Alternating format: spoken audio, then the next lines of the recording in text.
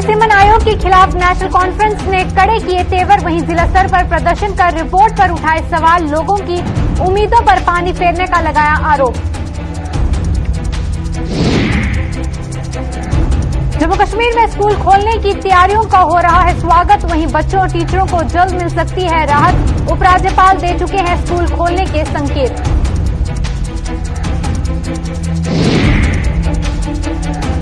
वहीं जल्द बंद हो जाएगा मुबारक मंडी के संरक्षण का काम, वहीं कारीगरों को पिछले कई महीनों से नहीं मिला मेहनताना, वहीं भूखे पेट हाथों का हुनर दिखाने में हुए असमर्थ। नमस्कार, जम्मू कश्मीर के इस खास बुलेटिन में आपका स्वागत है। मैं हूं आपके साथ जसलीन कौर। आइए शुरुआत करते हैं जम्मू कश्मीर की इस वक्त की कुछ बड़ी खबरों के साथ। वहीं परिसीमन आयोग की अंतरिम रिपोर्ट के खिलाफ नेशनल कॉन्फ्रेंस ने जम्मू कश्मीर में आज जम्मू सूबे के कई जिलों में प्रदर्शन कर आयोग के मसौदे पर सवालिया निशान लगाए हैं। वहीं नेशनल कॉन्फ्रेंस ने जम्मू में जहां डीसी कार्यालय के बाहर प्रदर्शन कर इस रिपोर्ट को आधारहीन बताकर डीसी को ज्ञापन सौंपा है, वहीं उधमपुर में भी पार्टी की इकाई ने इस प्रदर्शन कर प्रशासन को ज्ञापन सौंपा है। और ये प्रोटेस्ट जो है वो डीलिमिटेशन कमीशन ने जो रिपोर्ट दी है ये उसके अगेंस्ट है। उस रिपोर्ट ने जम्मू कश्मीर के हर रहने वाले को झंझोड़ दिया। हम समझते हैं कि ये रिपोर्ट जो है टोटली बेसलेस है, इनका कोई मतलब आधार नहीं है, कोई पैरामीटर इन्होंने अडॉप्ट नहीं किया है, कोई पॉपुलेशन का लिहाज नहीं किया है, कोई सिस्टम नहीं इन्होंने देखा जो नॉर्म्स है इनके, उसको पूरा वायलेट किया है। हमने ये प्रोटेस्ट आज हमारा हर डिस्ट्रिक्ट हेडक्वार्टर पे प्रोटेस्ट चल रहा है कि ये जो इन्होंने रिपोर्ट दी है टोटली गलत है और नेशनल कॉन्फ्रेंस सिरे से इस रिपोर्ट को नकारती है, रिजेक्ट करती है। हमारा सबमिशन है डिलिमिटेशन कमीशन से कि वो दोबारा इस रिपोर्ट को रिव्यू करे और ताकि सही जो ढंग है, सही तरीकाकार है उसको रखा जाए। आप हैरान रह जाएंगे कि इस रिपोर्ट के अंदर किस ढंग से उन्होंने कॉन्स्टिट्यूएंसीज को डिमार्केशन की है, ये टोटली गलत है, कोई उसका पैरामीटर नहीं है। ये इस ढंग से की गई कई कॉन्स्टिट्यूएंसीज, मतलब हमारी कॉन्स्टिट्यूएंसी थी सुचेतगढ़, हमारी कॉन्स्टिट्यूएंसी थी रायपुर दुबाना, हमारी कॉन्स्टिट्यूएंसी थी गूल अरनास, उस कॉन्स्टिट्यूएंसी को इन्होंने खत्म कर दिया है। क्या बेस है? जिन लोगों को रोजगार दिया गया था उनको भी इन्होंने बेदखल कर दिया, उनको बाहर निकाल दिया। क्या नेशनल कॉन्फ्रेंस में विरोध फाइल जमा करवाने जा रही है? बिल्कुल, मैंने आज हमने एक मेमोरेंडम फ्रेम किया है। आज हमारा प्रदर्शन बिल्कुल पीसफुली है, क्योंकि हमने भी जहां इस रियासत जम्मू कश्मीर में हुकूमतें की हैं, हम नहीं चाहते हैं कि लोगों को किसी की वजह से, हमारी वजह से किसी को कोई तकलीफ हो, कोई आदमी वो करे, हम इसके हक में नहीं है। हम पीसफुली ये हमारा ये प्रदर्शन है, छोटा सा है। तो अगर ये इन्होंने ये जो कमीशन जो हम मैडम से मिलेंगे, मैडम के थ्रू हम ये जो है जो इनका जो चेयरमैन डिलिमिटेशन कमीशन का जो है वहां तक हम अपना मेमोरेंडम पहुंचाएंगे। अगर इस पर कोई सुनवाई नहीं हुई तो फिर हमें अपनी हमारी हाई कमांड अगर हमें इजाजत देगी तो हम ये भी एक कड़ा एक उग्र प्रदर्शन भी करेंगे। और कि लोगों के लिए नेशनल कॉन्फ्रेंस जमात है, नेशनल कॉन्फ्रेंस ने हमेशा गरीब लोगों की। वहीं चिनाब रीजन के अधीन आने वाले जिलों में भी आज नेशनल कॉन्फ्रेंस ने परिसीमन आयोग के अंतरिम रिपोर्ट के खिलाफ आवाज बुलंद की है। वहीं नेशनल कॉन्फ्रेंस के जिला प्रधान तनवीर अहमद किचलू की अगुवाई में आज पार्टी ने जोरदार प्रदर्शन कर डीसी को इस रिपोर्ट पर एक ज्ञापन भी सौंपा। उसकी एक कॉपी हम डिप्टी कमिश्नर किश्तवाड़ को देने गए थे, तो वो कॉपी हमने वहां दे दी।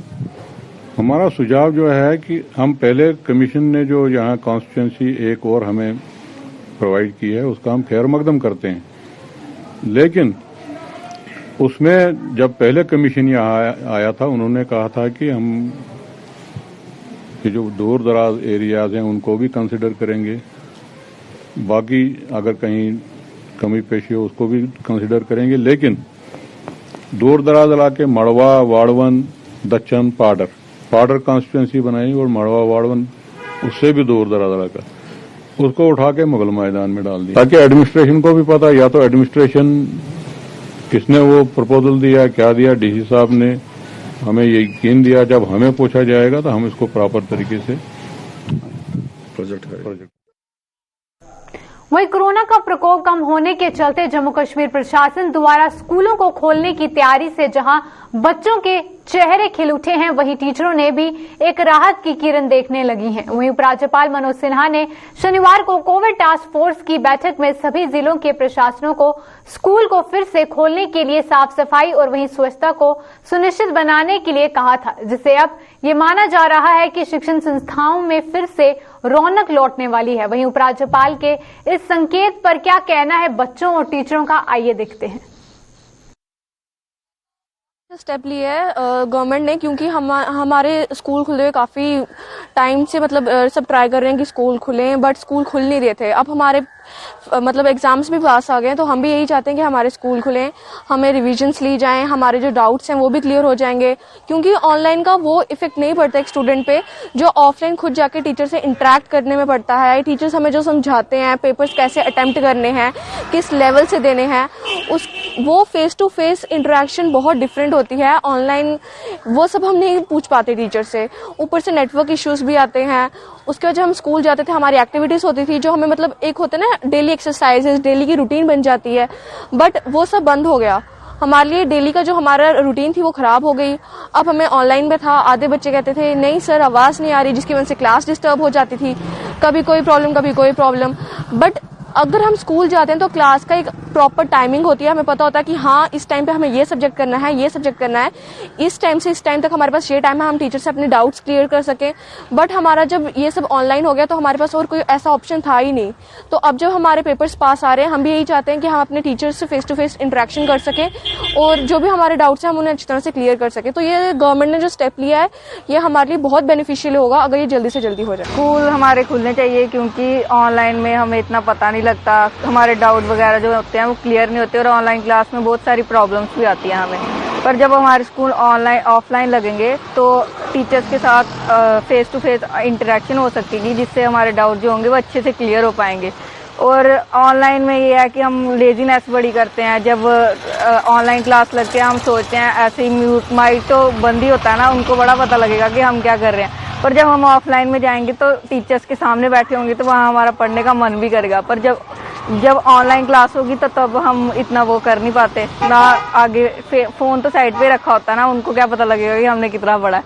पर ऑनलाइन में सब पता लगता है उनको, हम उधर पढ़ पाते हैं, हमारे डाउट्स वगैरह सब कुछ क्लियर होते हैं। जो ऑनलाइन क्लास है वो हमारी होती है 8 बजे। अगर बच्चा 8 बजे से 1 मिनट पहले भी उठेगा तब तो ऑनलाइन क्लास तो लग ही जाएगी। पर जब हम स्कूल जाएंगे तो हमें जल्दी उठना पड़ेगा, अच्छे से ब्रश वगैरह करके सब कुछ रूटीन में खाना खुना खा के स्कूल जाएंगे। वहां जाके जब हमारी पढ़ाई होगी तो बहुत सारा उसमें चेंज आता है हमारी लाइफस्टाइल में।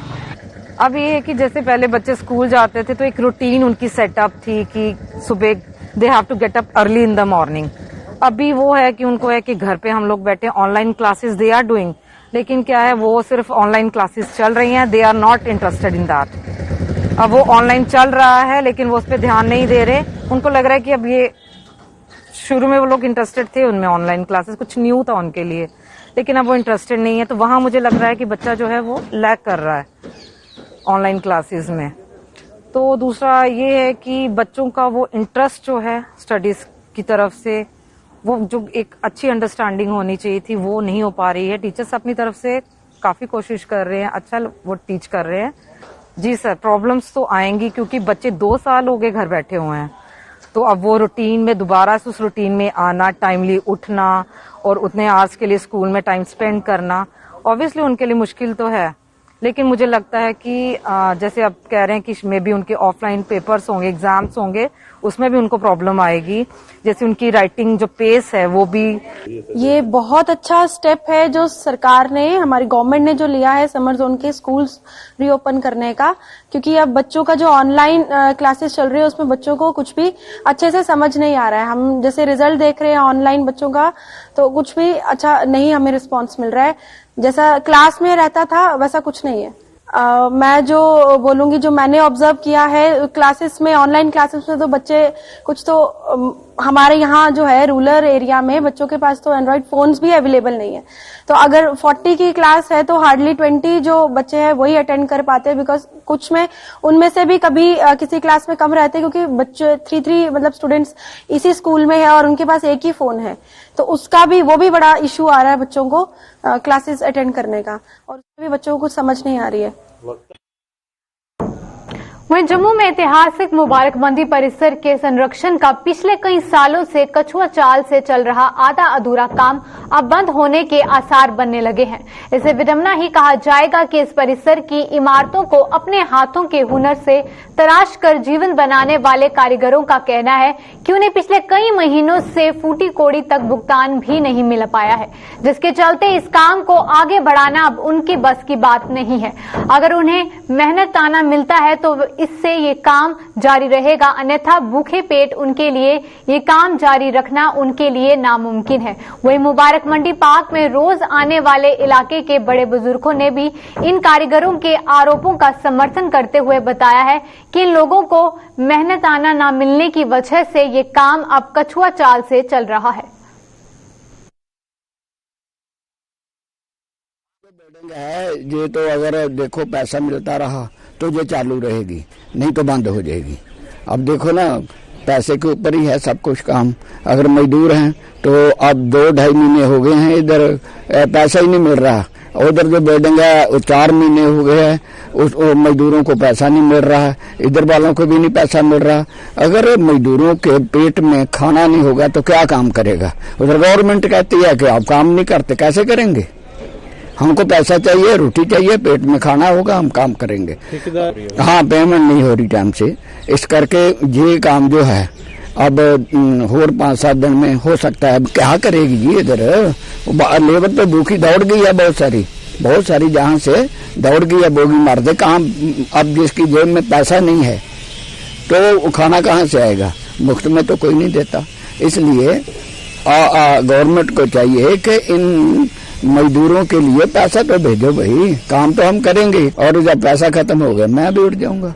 तो इस करके गवर्नमेंट को चाहिए कि हम लोगों को पैसा दे, काम जैसा भी चाहेंगे हम करेंगे। मैं ये जानता हूं कि हमारी इन बेड को जैसा काम ये और नहीं होगा, क्योंकि ये काम जो है बहुत बारीक है, और इधर लकड़ी का काम भी जो है ए1 हो रहा है। चाहे देरी से होता है, लेकिन जब प्राणी खोज करके उसको काम करना है तो टाइम तो लगेगा।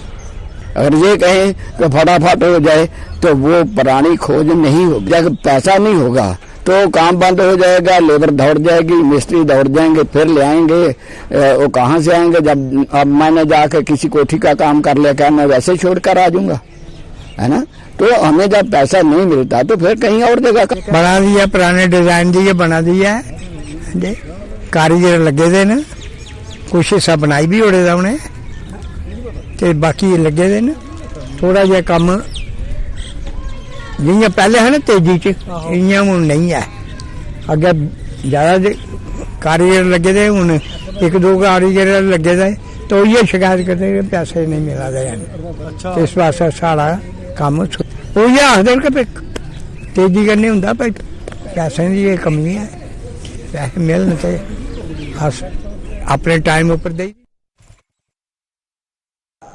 वही अरुणाचल प्रदेश में हिमस्खलन की चपेट में आए जम्मू कश्मीर के 3 जवानों के पार्थिव शरीर उनके पैतृक गांव पहुंचा दिए गए हैं। वहीं शहीदों को श्रद्धांजलि देने के लिए बड़ी संख्या में लोग उनके घर पहुंचे। वहीं जम्मू जिले के खोड़ के गांव डोरी डगेर निवासी हवलदार जुगल किशोर तथा चक्का मलाल के सिपाही विशाल शर्मा के पार्थिव शरीर आज जम्मू के टेक्निकी एयरपोर्ट से उनके पैतृक गांव रवाना किए गए, जबकि शहीद अरुण काटल का पार्थिव शरीर भी जिला कठुआ स्थित उनके पैतृक गांव पहुंचाया गया। बता दें कि अरुणाचल प्रदेश में हिमस्खलन में जम्मू कश्मीर के 3 जवान अरुण काटल, जुगल किशोर और विशाल शर्मा समेत 7 जाबाज शहीद हो गए थे।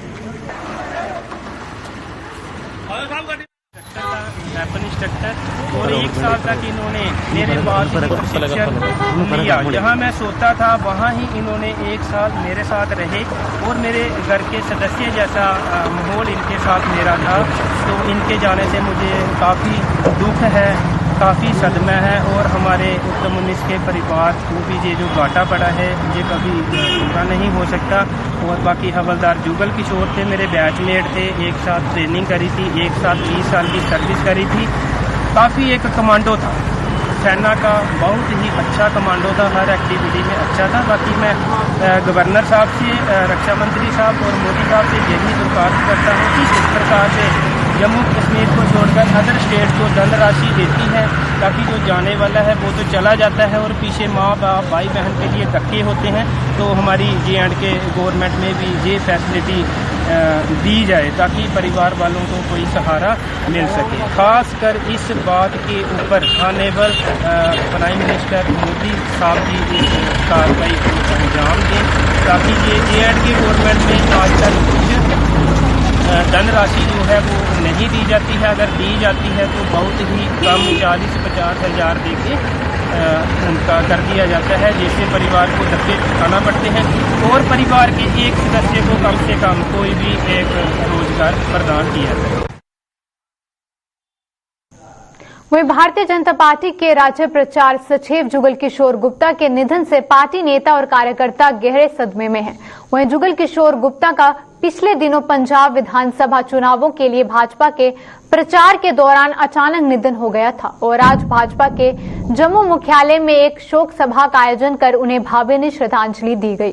वहीं पार्टी के नेताओं और कार्यकर्ताओं ने दिवंगत जुगल किशोर द्वारा भाजपा को बुलंदियों पर पहुंचाने में दिए गए योगदान को याद किया और उनकी आत्मा की शांति की कामना की। हमें लगता है कि ये मृत्यु नहीं है, ये शहादत है। पार्टी के काम में पंजाब में गए थे, तबीयत खराब होने के बावजूद भी उन्होंने ये डिसीजन लिया कि वो कर्तव्य अपना निर्वाह करेंगे, इलेक्शन करेंगे, वापस नहीं आएंगे। बड़े ही कर्मठ जो है वो कार्यकर्ता थे भारतीय जनता पार्टी के, खुश रहने वाले थे, हंसता हुआ चेहरा दिखता था उनका जब भी हम पार्टी ऑफिस में आते थे। हमने अपना भाई, अपना मित्र खोया है और पार्टी ने अपना बड़ा एक संघर्ष में जीने वाला कार्यकर्ता खोया है। उनकी कमी जो है वो हमारे को खलती रहेगी, लेकिन जो उन्होंने रास्ता दिखाया है, अगर उस रास्ते पे हम चलें तो पार्टी भी मजबूत बनेगी, देश भी मजबूत बनेगा, मैं समझता हूं। वहीं रिपब्लिकन पार्टी ऑफ इंडिया और परिवर्तन मूवमेंट ने हाथ मिलाते हुए बड़ा आंदोलन शुरू करने का फैसला लिया है। वहीं रिपब्लिकन पार्टी ऑफ इंडिया के राज्य प्रधान तनवीर हुसैन ने आज एक प्रेस कॉन्फ्रेंस के दौरान डेली वेजरों को नियमित करने और वहीं बीएसएफ व सीआईएसएफ और बॉर्डर बटालियन अभ्यर्थियों का हवाला देते हुए ऐलान किया है कि इन सभी के मुद्दों को अगर एक हफ्ते के भीतर हल न किया गया तो 20 फरवरी को जम्मू से एक बड़ी मूवमेंट शुरू कर दी जाएगी। उन्होंने बताया कि इस मूवमेंट के तहत लखनपुर बॉर्डर को भी बंद किया जा सकता है। करोड़ का बजट सबसे बड़ा बजट और बहुत काफी बजट है। हम अपील करते हैं, आज सरकार अपील माने, इसको चेतावनी माने, या सरकार इसको हमारी तरफ से आग्रह माने।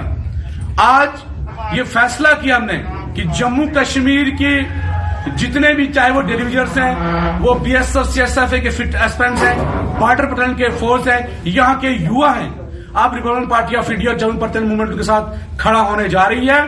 अगर आने वाले दिनों में एक हफ्ते का टाइम हम जम्मू कश्मीर के दे रहे हैं, अगर आने वाले दिनों में जम्मू कश्मीर के 61,000 डिलीवजर्स है, अगर उनके सरकार रिपब्लिकन पॉलिसी या मिनिमम एक्ट का ऐलान नहीं करेगी तो 20 फरवरी को जम्मू से एक बहुत बड़ा जो है मूवमेंट शुरू होने जा रही है, आंदोलन शुरू होने जा रहा है। 20 तारीख को प्रोटेस्ट होगा और उसके बाद लखनपुर बॉर्डर को जो है वो क्लोज किया जाएगा, उसके ऊपर भी काम होगा। और जो सरकार ये लोगों को डगमगाने की कोशिश कर रही है, जो देश में हिजाब विवाद को पैदा कर लोगों को आपस में लड़वाने वाले तत्वों के खिलाफ जम्मू में आज राष्ट्रीय बजरंग दल ने जोरदार प्रदर्शन किया है। वहीं बजरंग दल ने आरोप लगाया कि शिक्षण संस्थाओं में हिजाब को जरिया बनाकर इस्लामीकरण को बढ़ावा दिया जा रहा है, जिसे किसी भी सूरत में बर्दाश्त नहीं किया जाएगा। हमारा आज का विरोध प्रदर्शन जो है उन देशद्रोही ताकतों के खिलाफ है जो देश के अंदर कमल रंग दे रही हैं, जो यहां पर एक लड़ाई लगवाना चाहती हैं और देश का माहौल खराब करना चाहती हैं। देखिए, जिस प्रकार की घटना कर्नाटका के अंदर कुछ दिन से एक विवाद चल रहा है हिजाब को लेकर, वहां की सरकार ने क्लियर एक कानून निकाला है, जो कानून है 1983 धारा 133(2) के तहत किसी भी सरकारी एजुकेशन इंस्टीट्यूट के अंदर चाहे वो कॉलेज हो, यूनिवर्सिटी हो, चाहे स्कूल हो, उसके अंदर एक ड्रेस कोड होगा। उस ड्रेस कोड के तहत ही बच्चों को वहां पर एंट्री मिलेगी। लेकिन किस प्रकार से कौन सी ताकतें हैं जो हिजाब को लेकर स्कूल के अंदर जाना चाहती हैं, जो स्कूल के अंदर जाकर उसको एक इस्लामीकरण जो है वो करने की कोशिश की जा रही है। अब वो संविधान से चलेगा, वो धर्म की राजनीति के ऊपर नहीं चलेगा। लेकिन कुछ लोगों ने एक धर्म के ऊपर राजनीति करने और लोगों को लड़वाने का काम जो है वो शुरू कर दिया है। जम्मू के अंदर महबूबा मुफ्ती, उमर अब्दुल्ला ट्वीट कर रहे हैं। वो ट्वीट करके जो है यहाँ का माहौल भी बिगाड़ने की जो है वो कोशिश कर रहे हैं, जो कतई बर्दाश्त नहीं करेंगे। और अगर इन्होंने यहाँ का माहौल खराब करने की कोशिश की तो इनका मुंह तोड़ जवाब देने के लिए। रिलीफ ऑर्गेनाइजेशन की कैजुअल लेबर भी सड़कों पर उतर आई है। वहीं कैजुअल लेबर ने आज जम्मू में प्रदर्शन करते हुए आरोप लगाया कि उन्हें पिछले 1 साल से मानदेय नहीं दिया गया है, जिससे कि उनके लिए परिवारों का पेट भरना भी मुहाल हो गया है। उन्हें प्रशासनिक झमेलों का खामियाजा भुगतना पड़ रहा है। लिहाजा उपराज्यपाल प्रशासन को संज्ञान लेते हुए उन्हें राहत पहुंचानी चाहिए। पीसफुल प्रोटेस्ट इसलिए चल रहा है कि हमारी 1 साल से सैलरी नहीं आ रही है सर। वो है ऐसा है कि एडमिनिस्ट्रेशन ने हमारा जो बजट वो भेजा था, हमारी जो 25 साल से आज तक हमारी सैलरी कभी नहीं रुकी है। ये पहला साल है कि हमारे साथ ऐसा अन्याय इसलिए हो रहा है कि वो फाइनेंस डिपार्टमेंट से स्किप हो गया था। इवन कि फाइनेंस डिपार्टमेंट ने अपनी गलती सर नहीं मानी, इस कारण हम 1 साल से ये खा रहे हैं। उन्होंने फिर ऐसे बोला था कि आप रिवाइज बजट भेजो, उसमें हम आपकी सैलरी जो है वो रिलीज कर लेंगे। रिवाइज बजट होने के बाद भी सर उन्होंने हमारी सैलरी आज तक रिलीज नहीं की सर। तो वहीं मौजूद सरकार द्वारा ये दावा किया जाता है कि वो सबका साथ सबका विकास का लक्ष्य लेकर सरकार चला रहे हैं, लेकिन जिला रियासी की पंचायत हरोर खोट के गांव द्राबी के लोगों का आरोप है कि उन्होंने सरकार का साथ तो दिया, लेकिन सरकार ने उनके क्षेत्र का विकास नहीं किया, जिसके कारण वो इस आधुनिक दौर में भी बिजली, सड़क जैसी बुनियादी सुविधाओं से वंचित हैं। इसके अलावा इन लोगों का और क्या कहना है, पेश है इसी पर एक रिपोर्ट।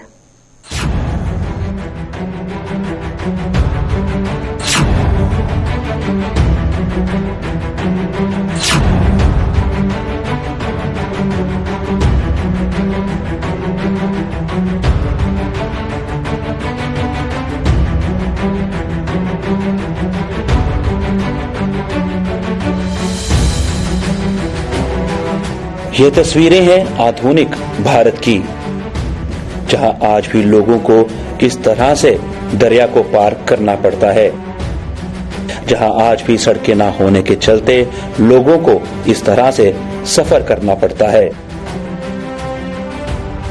ये तस्वीरें हैं जिला रियासी की पंचायत हरोर कोट की, जहां आज भी लोगों के लिए बिजली, सड़क जैसी सुविधाएं एक सपने की तरह हैं।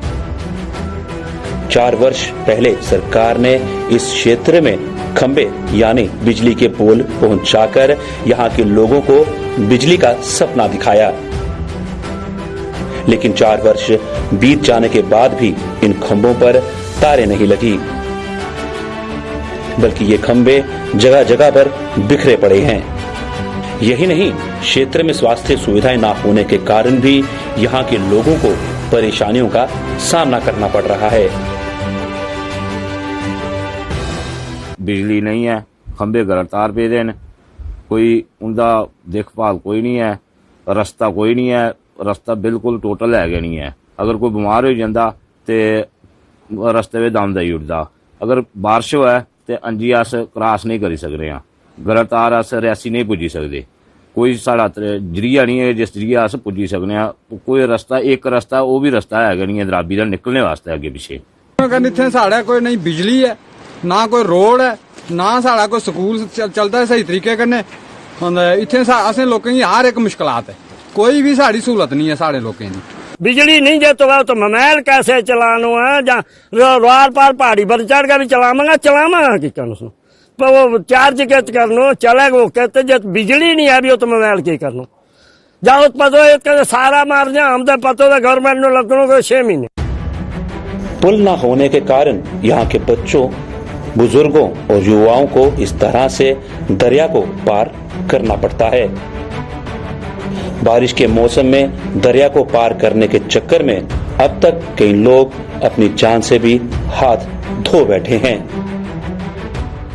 दो मुश्किल बड़ी खास है। एक पुल की जो नाला पर पुल है, कई महिला तो मौत हो गई, पार नहीं टप सके। तो कई लोग दुआ छोट मार गया, पार नहीं टप सके। बुनियादी सुविधाएं न होने के कारण क्षेत्र में शिक्षा बुरी तरह से प्रभावित हुई है, जिसके कारण यहाँ के लोग सरकारी नौकरियों से भी वंचित हैं। यही नहीं, इस क्षेत्र में सरकार की मनरेगा योजना का भी लोगों को लाभ नहीं मिला। बाकी 40 घर ने इस ग्राम में दराबी विच 40 ਦੇ 40 घर कोई भी पुछी लियो, अगर कोई लाइट नहीं है, कोई किसी का बच्चा नहीं पढ़िया था, इस टाइम तक कोई मुलाजम नहीं इथों लग्या है, किसी किस्म की कोई चीज है नहीं है। दूर का छोड़ो, साढ़ा नरेगा भी नहीं है। नरेगा काम एक गवर्नमेंट ने रोजगार दिता था, साढ़े लोगों वास्ते वो भी नहीं है। अगर किसी अफसर की आखना तो आख देगा उत्थे जाइए, कोई अफसर राजी गै नहीं है दराबी तो जाना कियां। डिमांड साड़ी है जनाब बिजली, रोड, बाकी स्कूल ठीक होना चाहिए। रोजगार कोई भी हो जाए, रोजगार साढ़े लोगों की है कुछ नहीं। सड़क, बिजली जैसी बुनियादी सुविधाओं के लिए तरस रहे इन लोगों का आरोप है कि चुनावों के दौरान विभिन्न दलों के नेता उनसे बड़े बड़े वादे करते हैं, लेकिन चुनाव होने के बाद कोई भी उनकी सुध लेने नहीं आता। इलेक्शन आंदी ते उस वेले सारे आई जाते, बस दियो वोट, सिर्फ वोट लइए मुड़िए लभदा नहीं इस टाइम तक कोई। पहले बीजेपी ने लेते, उसदे कोला बाद कांग्रेस ही दिते, हर पार्टी वोट दिते, कोई पार्टी का आदमी इस टाइम तक उसे टाइम लभदा जिस वेले इलेक्शन है। इलेक्शन सनूखड़ी लेती तो दोबारा को मुड़िए लभ्या नहीं इस टाइम तक। देश में अब तक जितनी भी सरकारें रही हैं, इन सरकारों में शामिल दलों के नेता आए दिन देश में विकास का ढिंढोरा पीटते हैं। इन सरकारों ने जमीनी स्तर पर कितना विकास किया है, इसका जीता जागता नमूना है रियासी की हरोर कोट पंचायत। रियासी से सुरेंद्र शर्मा के साथ अश्विनी चंदेल की रिपोर्ट। जम्मू कश्मीर के अभी के बुलेटिन में बस इतना ही, दीजिए इजाजत, नमस्कार।